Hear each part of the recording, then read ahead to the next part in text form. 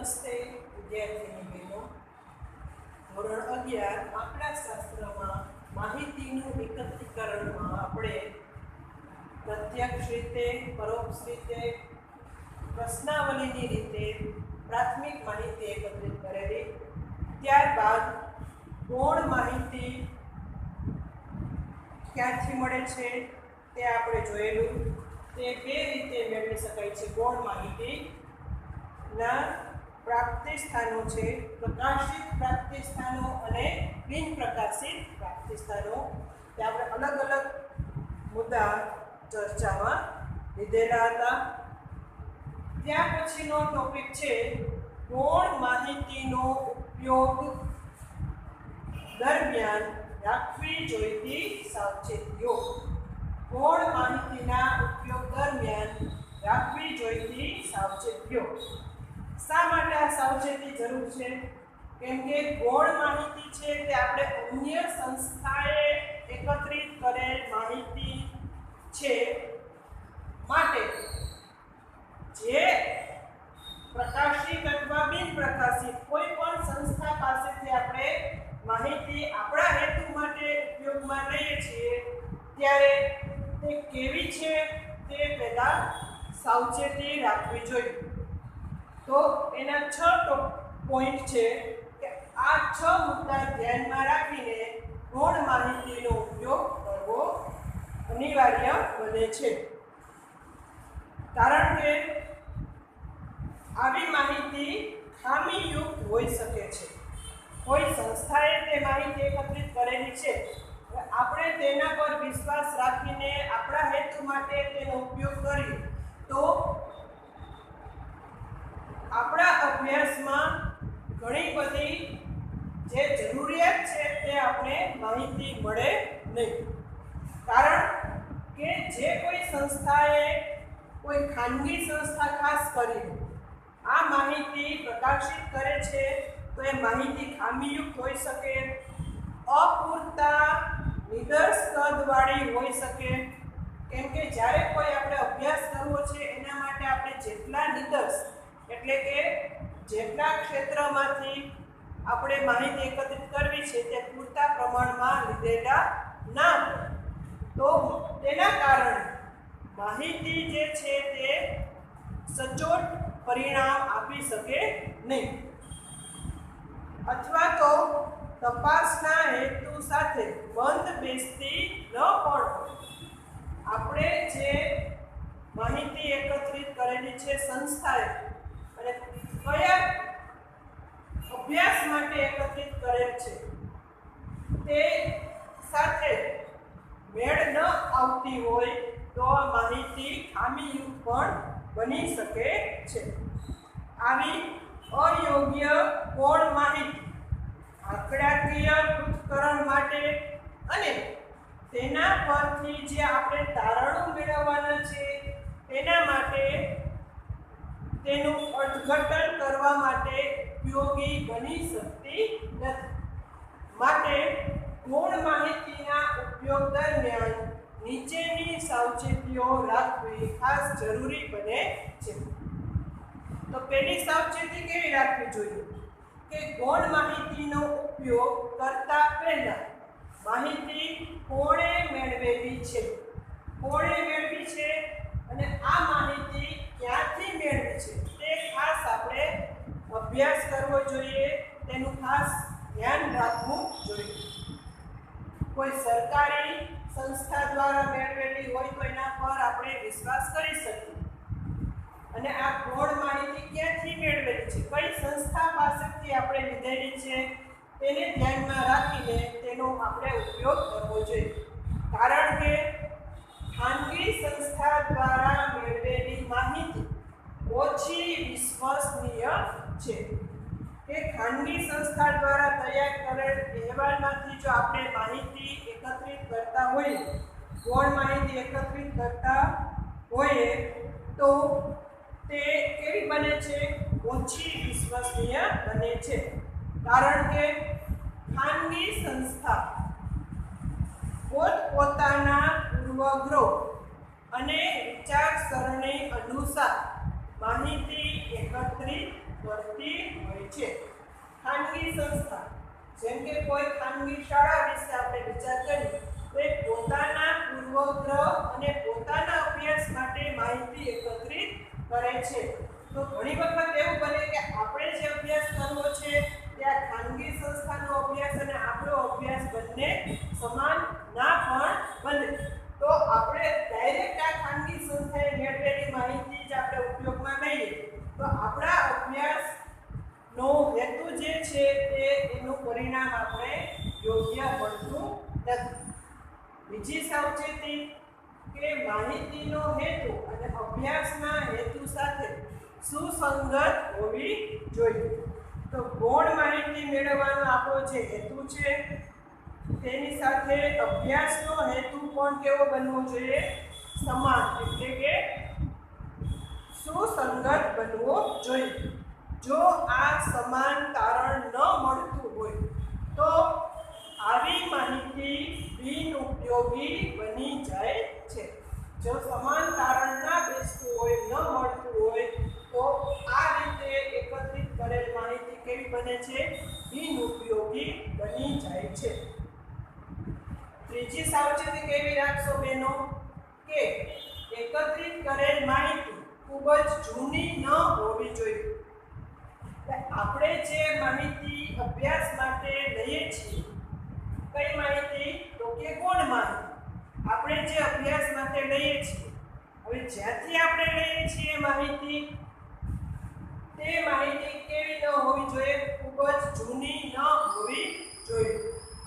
જેમ કે આપણે વિવિધ વસ્તુઓના ભાવનો અભ્યાસ કરવો છે તો અનાજનો ભાવ તમે વિચાર કરો, પેટ્રોલનો ભાવ, તો 10 વર્ષ પહેલાનો કોઈ અનાજનો ભાવ અને પેટ્રોલનો ભાવ આપણે અત્યારના અભ્યાસ માટે જો લેશું તો એના ઉપરથી જે આપણે પરિણામ તારવવાના છે તે આપણે યોગ્ય પરિણામ આપી શકાશે નહીં. આ ઉપરાંત તમે અત્યારનો ભાવ જોઈ શકો છો. સોનાનો ભાવ તમે વિચાર કરો, અત્યારે તમારો સોનાનો ભાવ ક્યાં સુધી પહોંચેલો છે અને આજથી 10 વર્ષ પહેલાનો ભાવ તમે અત્યારની સાથે સરખાવો અને એના ઉપરથી તમે જે પરિણામ મેળવશો કે તમે કોઈ આલેખ દ્વારા સમજૂતી આપશો, કોઈ કોષ્ટકની રજૂઆત કરશો તો તમારું જે તારણ છે તે યોગ્ય મળશે નહીં. 10 વર્ષ પહેલા આપણે સોનાનો ભાવ વિચારીએ કે 15,000 હતો કે 10,000 હતો, 12,000 હતો. એ સમય 2 કે 3 વર્ષના સમયગાળાની આજુબાજુનો ભાવ આપણે નોંધીએ અને તેની સરખામણીએ આપણે આજનો વિચાર કરીએ તો તમે એમ કહેશો કે ના, આટલી ઝડપથી ભાવ વધે છે, આટલી ઝડપથી ભાવમાં વધઘટ જોવા મળે છે, તો એ તારણ આપણું ખોટું પડશે. કારણ કે અત્યારે જે એકદમ અચાનક ભાવ સોનાનો જે ઉપર આવેલો છે તે અત્યારે જે મહામારી જે છે દેશની અને સાથે અન્ય દેશો સમગ્ર વિશ્વમાં જે મહામારી છે તેને કારણે આ જે ભાવમાં એકદમથી જે ઉચ્ચ કક્ષાએ પહોંચેલો છે તે ઘણા બધા એવા ફેક્ટર્સ એના ઉપર અસર કરે છે. બાહ્ય કારણો ઘણા બધા એવા હોઈ શકે કે આ દરેક વસ્તુના ભાવ ઉપર તેની અસર થતી હોવાથી આપણે ખૂબ જૂની માહિતી જો ઉપયોગમાં લઈએ તો તે આપણું પરિણામ સફળ બનતું નથી. હવે ઘણી વખત એવું બને છે અનાજ કરિયાણાના જે ભાવ છે, કઠોળના અનાજના ભાવ છે તે વરસાદ કેવો પડે છે તેના ઉપર આધારિત છે. આ વર્ષમાં વરસાદની સિઝનમાં આપણે સારો વરસાદ હોય તો ઉત્પાદન અનાજ અને કઠોળનું સારું થશે, વધુ ઉત્પાદન થશે તો એની જે વેચાણ છે તે વેચાણ કિંમત કેવી થશે? ઓછી થશે. જ્યારે ઉત્પાદન ઓછું હોય અને માંગ વધુ છે તો એની વેચાણ કિંમત પણ કેવી થશે? વધુ થશે. તો માટે હાલની પરિસ્થિતિને ધ્યાનમાં રાખીને આપણે જે માહિતી એકત્રિત કરેલી હોય તેનો ઉપયોગ જો કરવામાં આવે તો આપણું પરિણામ યોગ્ય મેળવી શકાય છે. ચોથી સાવચેતી કેવી રાખશો? કે માહિતીનું કાર્યક્ષેત્ર અને કયા વિસ્તારમાંથી માહિતી લીધેલી છે. તો ગૌણ માહિતીનો ઉપયોગ કરતા પહેલા માહિતીનું કાર્યક્ષેત્ર શું છે અને તે માહિતી કયા વિસ્તાર માટે એકત્રિત કરવામાં આવેલ છે અને તેમાં વપરાયેલા પદોની વ્યાખ્યા વગેરે જોઈને એ માહિતીને ઉપયોગમાં લેવી જોઈએ. માહિતીનું કાર્યક્ષેત્ર એટલે કે કયા ક્ષેત્રમાંથી માહિતીનું કાર્યક્ષેત્ર એટલે કે કયા ક્ષેત્રમાંથી માહિતી મેળવી છે અને કયા વિસ્તાર માટે એકત્રિત કરવામાં આવેલી છે.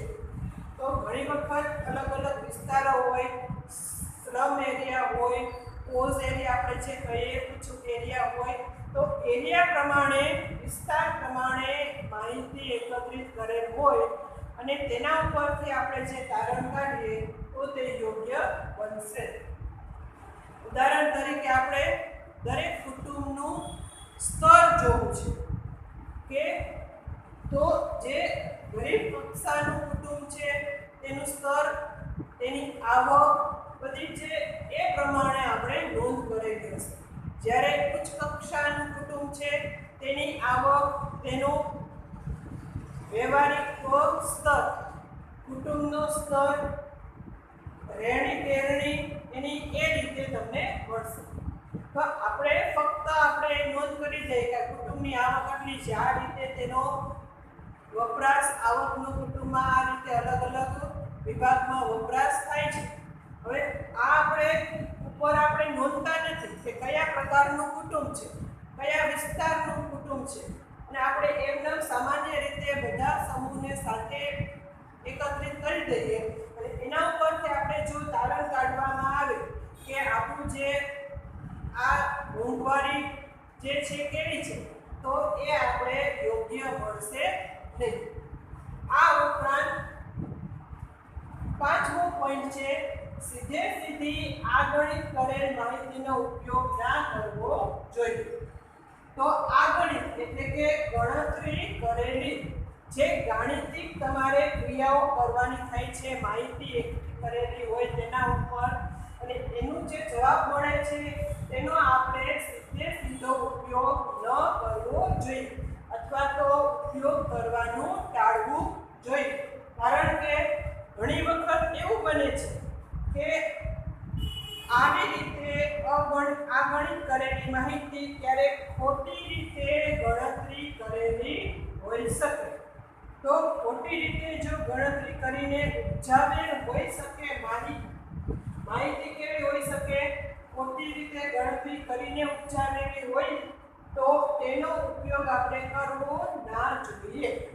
કેમ કે આવો ખોટો ગાણિતિક કરીને ઉપયોગ કરીને જે માહિતી આપેલી છે તે વિશ્વાસપાત્ર નથી. છઠ્ઠો મુદ્દો, કઈ રીત દ્વારા માહિતી એકત્રિત કરેલ છે તે જાણી લેવું જોઈએ. માહિતી અલગ અલગ રીતે એકત્રિત કરવામાં આવે છે. જેમ કે આપણે પ્રાથમિક માહિતી જોઈએ તો તે પ્રત્યક્ષ રીતે કરવામાં આવે છે, પરોક્ષ રીતે એકત્રિત કરવામાં આવે છે, પ્રશ્નાવલીની રીતે એકત્રિત કરવામાં આવે છે. હવે એમાં તમે દરેક રીતના લાભ અને ગેરલાભ જાણો છો. તો કઈ રીતે માહિતી એકત્રિત કરેલ છે જો તે આપણે સમજી લઈએ, જાણી લઈએ તો તે રીતના લાભ અને ગેરલાભથી વાકેફ બની શકીએ અને યોગ્ય ગૌણ માહિતીનો ઉપયોગ આપણે પ્રાપ્ત કરવા માટે સાવચેતીઓ લક્ષ્યમાં રાખીને તેનો ઉપયોગ કરી શકાય.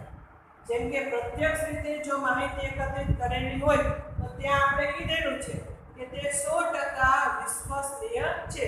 તો આપણે એ ડાયરેક્ટ અહીંયા એનો ઉપયોગ કરી લઈએ ગૌણ માહિતી માટે તો એ વિશ્વાસપાત્ર બની શકે.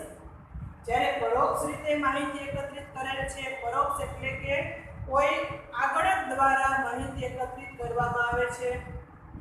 હવે આગળક યોગ્ય લાયકાત વાળો ના હોય તો એમને એકત્રિત કરેલ માહિતી યોગ્ય બનતી નથી. પરોક્ષ રીતમાં આપણે ટપાલ દ્વારા પણ માહિતી એકત્રિત કરેલી છે તો ત્યાં ટપાલ દ્વારા જ્યારે માહિતી એકત્રિત કરવામાં આવે છે તો ઉત્તરદાતા આપણા સાથ સહકારમાં ન હોય તો ગમે તે રીતે આપણે આડાઅવળી માહિતી પહોંચાડેલી હોય અને એ જે આપણે સીધી માહિતી અહીંયા ઉપયોગમાં નહીં લઈએ ગુણ માટે તો તે એના ઉપરથી આપણે પરિણામ જે આપણા અભ્યાસ માટે મેળવવું છે તે વિશ્વાસપાત્ર પરિણામ આપી શકાશે નહીં. તો આ રીતે ગૌણ માહિતીના ઉપયોગ દરમિયાન આવી 6 ખાસ સાવચેતીઓ તમારે રાખવી જોઈએ. હવે આ ચેપ્ટરમાં આ છેલ્લો ટોપિક જે આપણે અહીંયા સમજીએ તે તમે સરળતાથી સારી રીતે આ આખું ચેપ્ટર તમે સમજી લીધેલું હશે. આખું ચેપ્ટર થિયરીનું છે. તમારા અભ્યાસક્રમમાં અને તમારા અત્યાર સુધીના અભ્યાસ દરમિયાન આવો આ નવો વિષય તમે અભ્યાસ કરો છો તો થોડું રસ લઈ અને સરળ બનાવી વારંવાર તમે આ ચેપ્ટર વાંચો. અમુક જે શબ્દો છે તેનો તમને મેં અર્થ સમજાવેલો જ છે તે તમે ખાસ સમજશો અને આપણી ભાષામાં તમારી ભાષામાં સરળ ભાષામાં એ શબ્દનો અર્થ સમજીને તમે તમારી ભાષામાં દરેક મુદ્દા નોંધી શકો છો. દરેક ટોપિકમાં મેં તમને ચોપડીમાંથી જે પોઈન્ટ છે લાભ ગેરલાભ છે બધા તમને લખવાના કીધા છે તે તમે લખી લીધેલા હશે.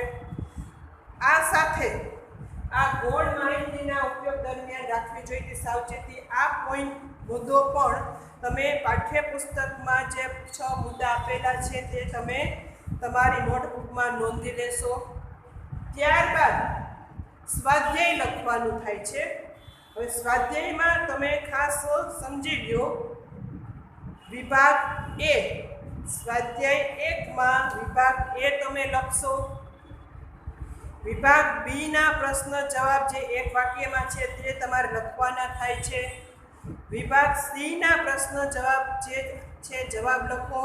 6 પ્રશ્નો તેના જવાબ તમે લખશો.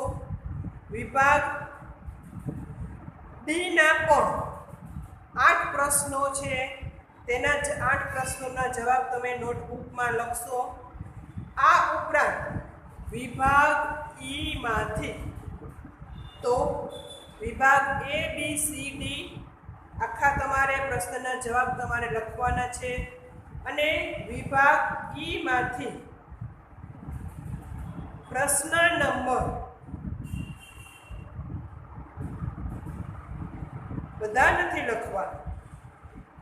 વિભાગ ઈ માંથી પ્રશ્ન નંબર 1 થી 5 તમે નોટબુકમાં નોંધ કરશો.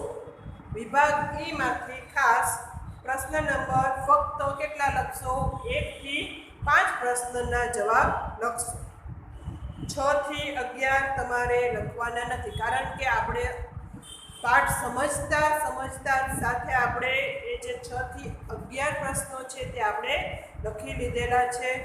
માટે વિભાગ ઈ માંથી ફક્ત પ્રશ્ન નંબર 1 થી 5 ના ઉત્તર લખશો. તો આ તમારું લેસન છે. સ્વાધ્યાય 1માં વિભાગ એ બી સી ડી અને વિભાગ ઈ માંથી પ્રશ્ન નંબર 1 થી 5.